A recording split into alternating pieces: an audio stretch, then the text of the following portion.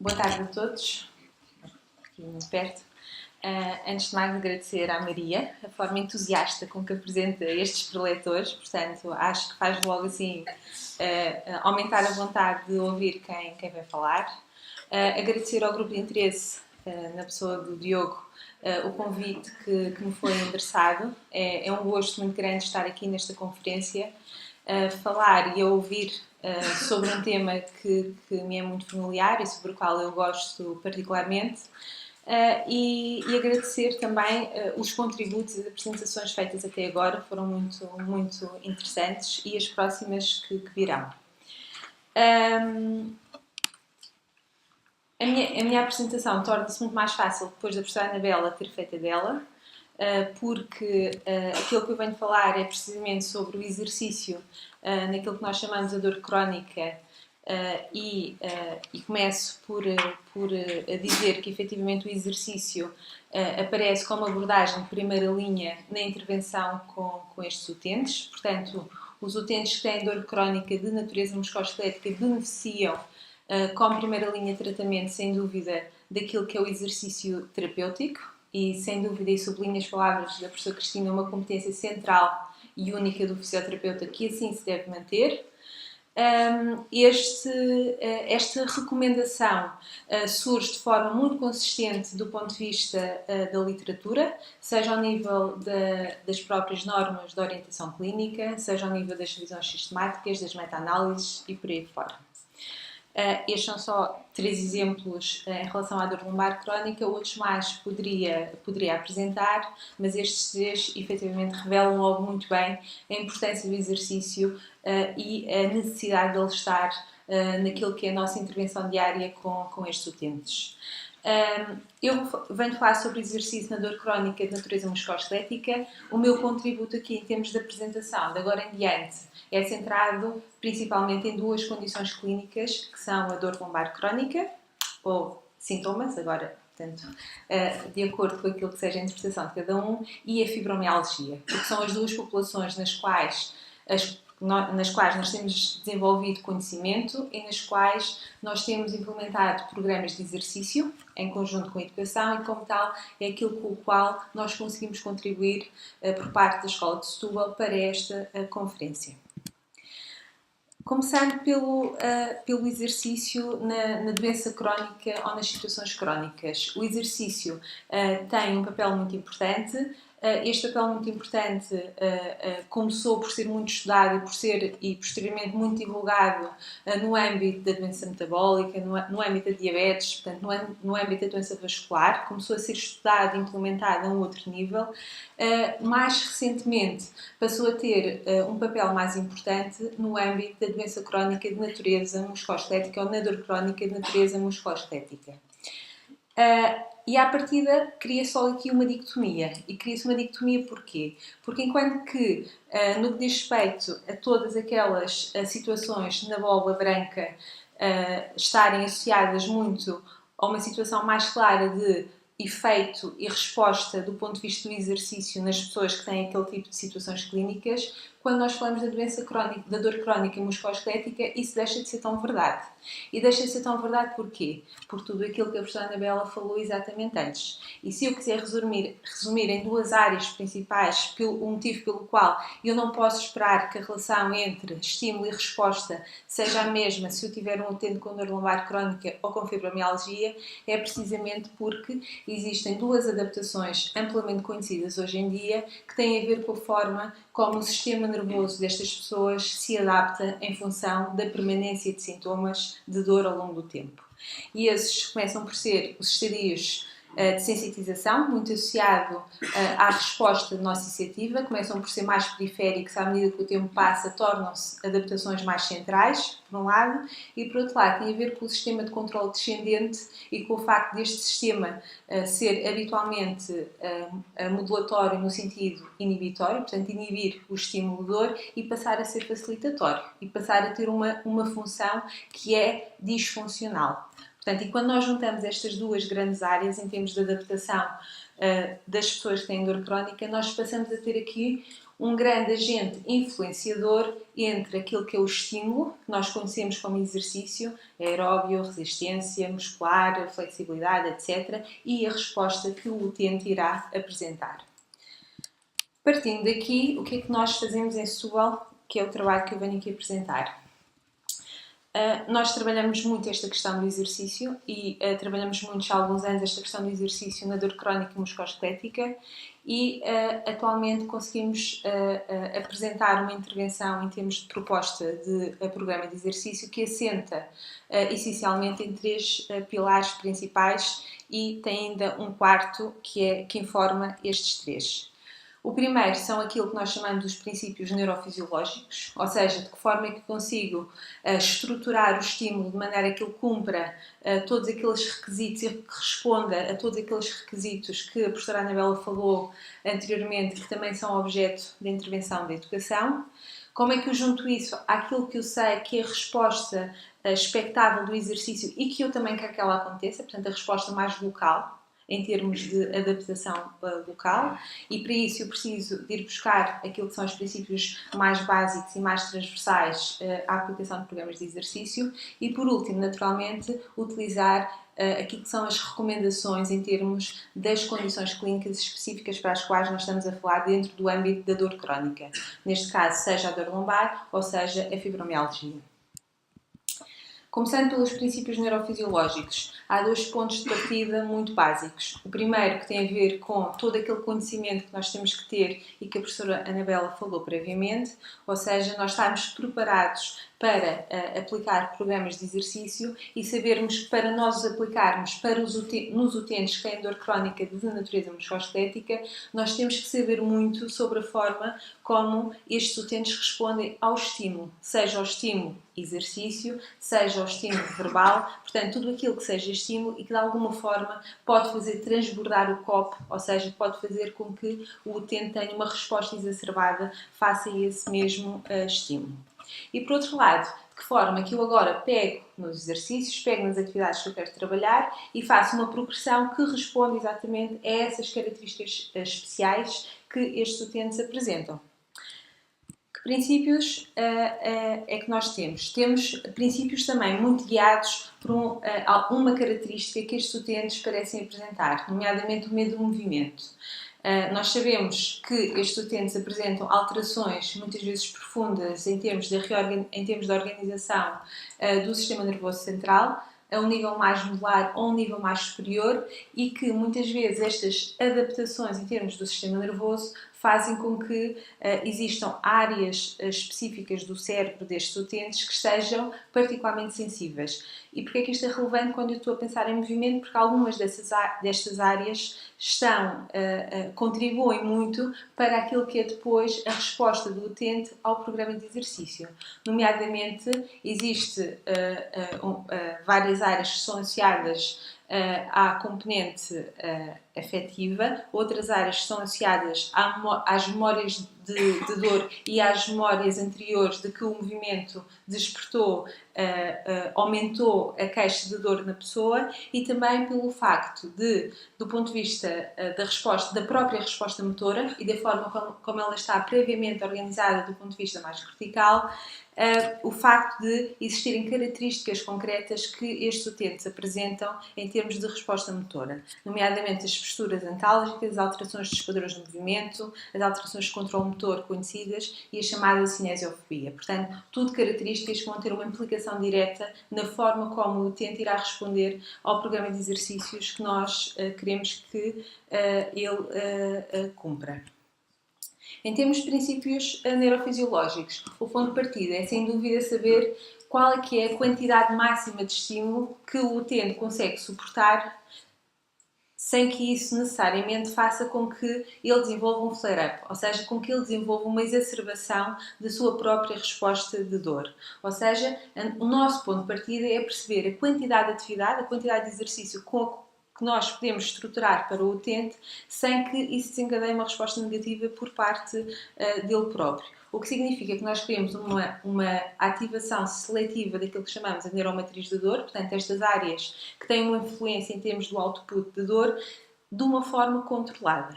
Por outro lado, e muito mais do que outras condições e situações clínicas, nós queremos que haja uma progressão conservadora. E conservadora porquê? Porque, contrariamente a outras condições clínicas, nós sabemos que a resposta do utente face ao estímulo está amplamente alterada. E que o limiar a partir do qual ele tem uma resposta de dor é um limiar mais baixo. Portanto, em termos de exercício, temos de ter atenção que aquilo que devemos adotar em termos de progressão e de estruturação de um dado programa é uma estruturação altamente conservadora. Por outro lado, explicar e fazer com que o utente compreenda que é preciso saber lidar com estes flare-ups, com estas exacerbações, porque elas vão efetivamente acontecer. O que é que nós queremos? Queremos que elas aconteçam cada vez mais tarde e, acima de tudo, que a pessoa perceba que elas acontecem não porque existe uma situação de lesão celular, mas sim porque a dor está amplamente alterada e muito amplificada em termos da sua resposta protetiva. Por outro lado, sem dúvida, e um dos aspectos muito recomendados atualmente, considerar aquilo que são as necessidades e as preferências dos utentes. E para isto nós não temos de estar a falar sequer de pessoas que têm dor crónica. Se nós começarmos a perguntar nesta sala quem é que faz exercício, e as pessoas com certeza têm hábitos de exercício mais regulares e mais frequentes, é porque fazem coisas que gostam. Porque quando nós fazemos coisas que gostamos, com certeza que a adesão àquilo que fazemos é muito maior.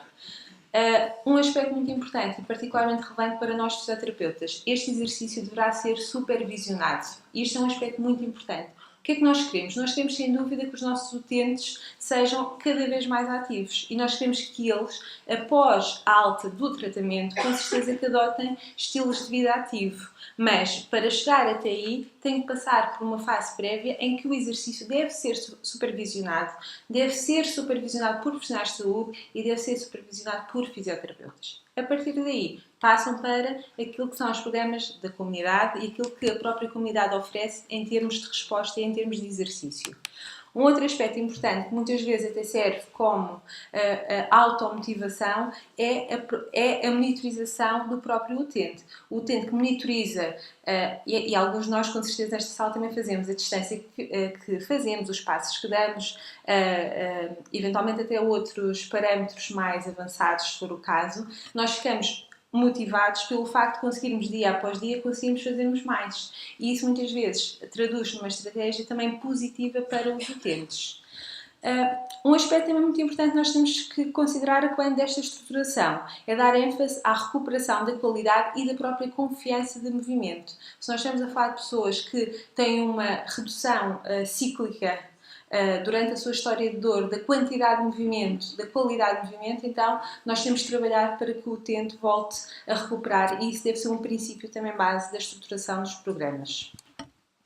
Portanto, basicamente, se nós olharmos aqui para esta imagem, o que é que nós queremos? Nós queremos que o limiar de dor atual, com uma intervenção baseada em exercício, se aproxime cada vez mais do limiar de dor previamente à situação de dor crónica, sabendo para isso que temos uma distância de segurança entre o próprio limiar de tolerância tisular atual e o limiar de tolerância que nós queremos alcançar. Ou seja, nós sabemos que estes utentes têm um limiar de dor diminuído, portanto, o estímulo que pode provocar dor também deve ser considerado, mas sabemos que esse limiar de dor deve gradualmente ir aumentando e aproximando-se daquilo que são os níveis previamente à situação de cronicidade, por um lado, e por outro lado, sabemos, acima de tudo, que temos aqui uma distância de segurança, que é exatamente aquela distância de segurança entre o momento em que a dor é sentida atualmente, que é ali aquele nível mais baixo, e o limiar de tolerância tecidular atual. Portanto, temos aqui uma distância de segurança em que sabemos que podemos fazer exercício com estas pessoas, que elas conseguem responder de forma segura, sem que isso necessariamente ponha em causa aquilo que são as suas alterações eventualmente teculares. Para fazermos isto, e porque sabemos que pessoas que têm história de dor há 1 ano, há 2 e por aí fora, são pessoas que têm níveis funcionais gradualmente mais diminuídos, ciclicamente mais diminuídos, então temos necessariamente que considerar que à medida que isso acontece, temos uma consequência de um número de variáveis de natureza mais física, de condição física.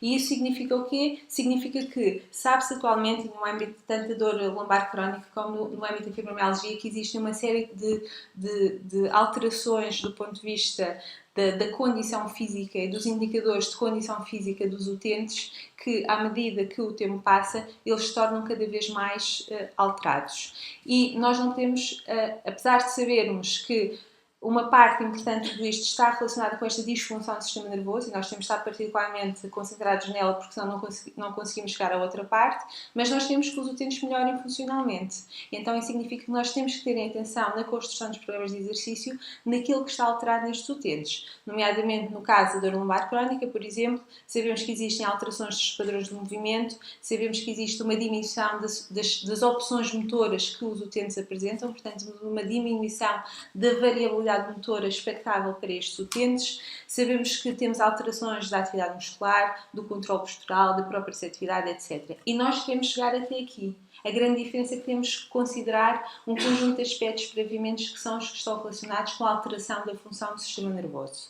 Para tal, nós vamos recorrer àquilo que são os princípios básicos do ponto de vista da estruturação do estímulo, do ponto de vista da construção do programa de exercício, sejam, por um lado, os princípios biológicos, sejam os princípios metodológicos, com certeza amplamente conhecidos aqui nesta sala. Um princípio que nós temos em consideração na nossa estruturação é naturalmente o da sobrecarga. Nós queremos que as pessoas façam mais do que aquilo que elas fazem à data quando iniciam este programa, considerando que esta carga tem que ter uma dose medida ótima. Sabemos que esta dose de exercício tem que ser específica para aquilo que nós queremos melhorar, e aí temos que ir recordar estas alterações do ponto de vista motor que as pessoas apresentam, a sua variabilidade de movimento, o seu controle neuromuscular, etc. Sabemos, por exemplo, agora dando exemplos em relação à dor lombar, que temos de ter um enfoque grande do ponto de vista dos músculos abdominais, por exemplo, e sabemos, por exemplo, que no caso da fibromialgia, sabemos que temos utentes com elevados níveis de fadiga, portanto nós temos que considerar especificamente estas alterações. Sabemos que devemos ter muita atenção à forma como estruturamos o estímulo para que os ganhos não sejam revertidos rapidamente, portanto, com aquilo que é uma organização que nos permita ter e manter, acima de tudo, os ganhos que a pessoa vai alcançando com o programa que está a ser apresentado, e, acima de tudo, temos de ter a noção de que existe um tempo expectável entre a aplicação do conjunto de estímulos e a capacidade que nós temos que a pessoa melhore na sequência desse mesmo grupo conjunto de estímulos. Portanto, se eu quero melhorar a capacidade aeróbica, é absolutamente pouco realista e eu achar que isso vai acontecer uma semana depois. Portanto, é muito importante que isto aconteça de forma clara e de forma organizada em função do programa que nós propomos. Por outro lado, o que é que nós sabemos? Sabemos que a frequência com que o estímulo deverá ser aplicado deverá ser uma frequência ótima para que o efeito de um novo estímulo, uma nova sessão de programa, se some em relação à última sessão. Sabemos que esta continuidade em termos de aplicação do estímulo, esta frequência de aplicação é muito importante para que a continuidade de aplicação do exercício se traduza em benefícios para o utente, e sabemos que quando nós desenhamos um programa, devemos desenhá-lo partindo do princípio que a pessoa vai melhorar face ao estímulo que está a ser aplicado. Portanto, eu estruturo sabendo que a pessoa, ao fim da primeira, da segunda, da terceira, quarta e quinta semanas, não é a mesma pessoa que começou. E devemos ter isso em consideração do ponto de vista das suas características físicas. E devemos fazê-lo, naturalmente, de forma progressiva e conservadora, como eu disse ao início. Por outro lado, o que é que temos que considerar e juntar ainda a isto tudo? Aquilo que é específico da condição. No caso da dor lombar crónica, saber que essencialmente, portanto, do ponto de vista da evidência, é essencialmente recomendada a utilização de exercícios de resistência muscular e exercícios de controle motor ou estabilidade dinâmica, associados a exercícios de flexibilidade muscular e menos, por exemplo, exercício aeróbio, enquanto que, por exemplo, quando nós falamos de pessoas com fibromialgia, estamos a falar de pessoas que beneficiam muito de um programa que inclui exercícios de resistência muscular e componente aeróbio pelas alterações de fadiga muito elevadas que estas pessoas apresentam. Portanto, as recomendações específicas da condição são bastante importantes. Como já me estou aqui a mostrar folhas, eu vou passar, estão só, portanto, estes 3 slides são só demonstrativos de efetividade em termos dos programas, em termos das recomendações internacionais, e eu agora queria só mostrar-vos aqui em que é que isto se traduz. Portanto, eu vou-vos mostrar aquilo que é a estruturação que nós temos com base em 2 programas que nós temos implementados, um para pessoas com dor lombar crónica e um para pessoas com fibromialgia. Este em particular é uma estruturação destinada para pessoas com dor lombar crónica num programa de 6 semanas. Eu tenho aqui 2 semanas só para demonstrar de que forma que nós agora implementamos isto na prática. Basicamente, o que é que nós consideramos? Portanto, consideramos que é muito importante quantificar a quantidade de estímulo que a pessoa faz, por exemplo, ao fim de uma semana, e neste caso nós conseguimos saber olhando ali, por exemplo, para aquele lado esquerdo do ecrã que nos fala sobre o somatório da quantidade de séries e repetições, neste caso os exercícios de força que as pessoas fazem. Este é um programa que é constituído por 12 sessões de exercício que ocorrem ao longo de 6 semanas, portanto 2 sessões por semana, e em que cada uma das sessões é um programa de grupo e que em cada uma das sessões é constituída por 3 partes. Uma parte do aquecimento, uma parte que são os exercícios propriamente ditos e uma parte que é o retorno à calma. E, basicamente, aquilo que nós fazemos é quantificar todos os exercícios que a pessoa faz, neste caso da resistência e da força, de maneira que no final de cada uma das semanas nós consigamos ter exatamente a quantidade de estímulo que a pessoa fez quantificada no programa. Nós fazemos isso para a semana 1, por exemplo, nós fazemos isso exatamente para a semana 2 e fazemos isso para a semana 3, como aqui está. De que forma que nós evoluímos neste programa em particular?